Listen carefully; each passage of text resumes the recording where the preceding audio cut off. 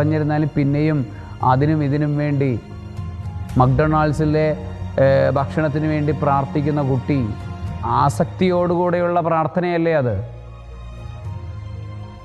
അത്തരത്തിലുള്ള പ്രാർത്ഥനകൾ ഒരുപക്ഷെ ദൈവം കേൾക്കുമായിരിക്കും. പക്ഷെ അതോടൊപ്പം തന്നെ രോഗവും അതോടൊപ്പം കടന്നു വരുമെന്ന് വചനമാണ് പറയുന്നത്.